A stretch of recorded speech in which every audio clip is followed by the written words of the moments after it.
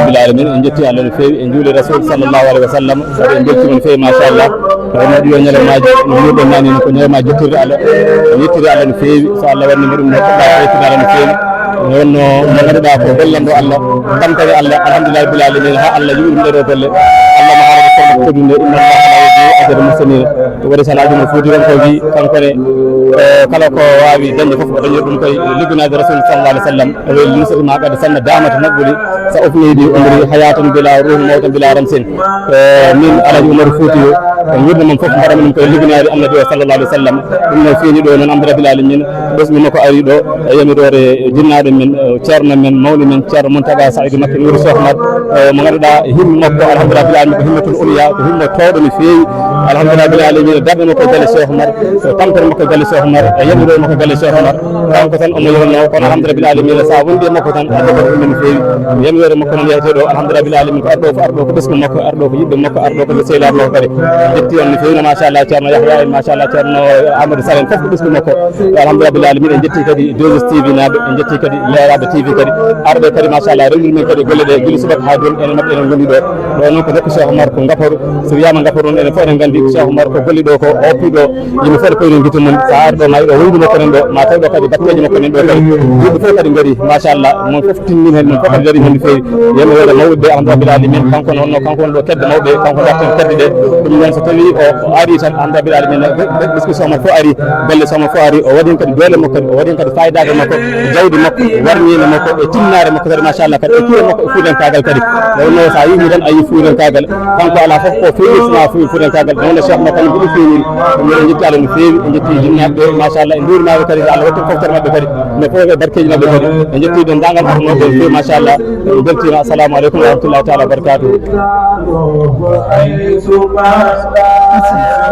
ñande asat sappo e go'o lewru avril ɗo e Ngaparu nokku Cheikh Oumar oɗon garde musidɗo men khalifa men ceerno Mountaga Saïdou Mbacké Nour Cheikh Oumar e ziyara mo ganduɗa minni ko ceerno Nour Cheikh Oumar darnani ɗum galle Cheikh Oumar fof ko ceerno Habibou Ly haalno nane ko tan kono noon ɗo ko duwaw jabaɗo e yamirare jinnaɗo mabɓe mo ganduɗa yamiriɓe yoɓe dawa ɓe ɓamta galle Cheikh Oumar kala woni kanko ceerno Mountaga omo jogui won jalo omo reɓa ɗum jamma ina ñalawma ɗum ɗo foof ceerno Mountaga ko darde ma hokkuma ɗum ɗo darde ma e less jinnaɗo ma darde ma e less miñe en darde ma e less mawna en daranade ɓesgu kaw Saïdou Mbacké Nour Cheikh Oumar kala ganduroɗo kaw Saïdou Mbacké tokaram ko Allah yiiɗi e nulaɗo Allah e gandal ko gande cuuɗiɗo ko gande cuuɗiɗo geɗe mum fof ko Allah yankode ɗum noon oɗo ñalawma hande sen dañi ɗum eɗen jetta hen Allah no feewi eɗen duwoɗo ceerno Mountaga mo ganduɗa kañum woni kaadim galle ceerno Saïdou Mbacké Nour Cheikh Oumar darde nde feewi on jii ceerno Habibou Ly ceerno Amadou Sall ɗo ha guiɗo ceerno Yahya Ly en kala golle ɗo foof ceerno Mountaga ko an min jettanta Allah min jettanno khalifa o Allah en ñaguima Allah yen battumin no yuri eɗen ɓeydi en ustaki yallah fewnan en foof ko duwaɓe ko foof yallah jaabu wi galle Cheikh Oumar andi so goto hewni kamɓe pop ɓe gara ɓe janta e maɗa ɓe dardo e maɗa wi no mbaɗɗani yo Allah junni yallah junni gurdam ɗam ɓuddita arsugo o ɓeyda bawal ngal gadde no jiɗɗa darowade galle Cheikh Oumar mo yallah hokkumin hokkuma darodade e ma e nder ɗum ko seeɗa hen tan ko duwaw jabade ɗum noon min jetti fof presse o ɗum ɗo ko Halwar TV sohna Sadia e ɓesdu Makki Habibou Nour Cheikh Oumar e Leeraɓe TV ɗon fof ɓe jettama ɓe duwaɗama ɓe ñaganama Allah moƴƴere ceerno Nourou ari e yamirore mawni waɗi ɗum e yamirore jinnaɗo mum o adi ɗaɓɓude yamirore ko mawni ɗum ceerno makko ceerno Mountaga miɗo wiyatno galle Cheikh Oumar nden wiya hafiz Qur'ana donɗo e galle Cheikh Oumar hewani ɗo fuɗɗiɗum ko an ceerno Mountaga goɗo fof ne andi ɓe ndiwondirta e ceerno Samba Kanel ɗo galle Tokara ma ɗo ñande min ko yaltuɗen e million ngaji e ɗum ɗo koye yeeso amen koye ma taniraɓe Cheikh Oumar woɓɓe ɓe piri ha mbawi wonde renoɓe alqouranul karim mine enne tamin nde ndewi alqouranul karim ɓe jetti ha ɓe goppe isaji ko an dari jaltinɗa million ngaji pawa e juuɗe yimɓe ndiwari mabɓe wadde koɓe keeɓi foof hande yoɓe jettu Allah ɓe jettuma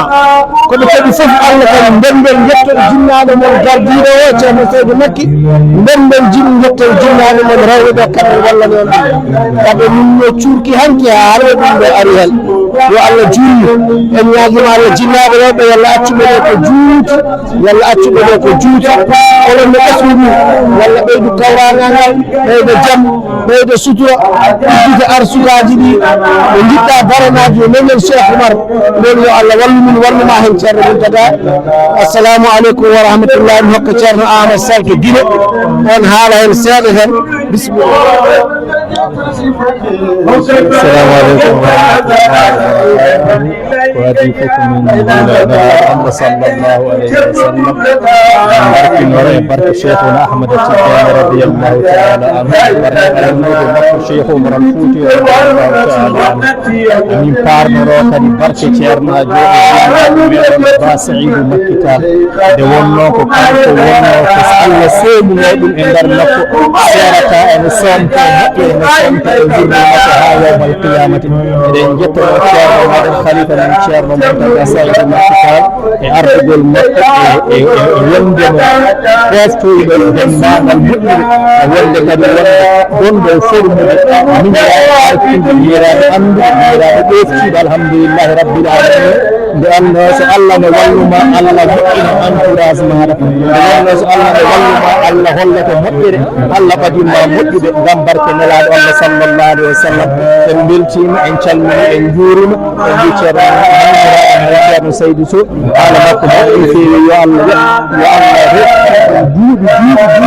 wondude e cellal e ɓamtare Allah yettina baraji ɗe jinnaɓe ajiɓe ɓe surtout ma Ba Saïdou Makky Tall so Allah rokkimo ɗum ɗo wallahi la harwa bi dhalika par ce que ko moƴƴo e hoore mum moƴƴo e juuɗe moƴƴo e moƴƴude so Allah rokkimo nde moƴƴere omo handi hen allahumma salli ala sayyidina Muhammadin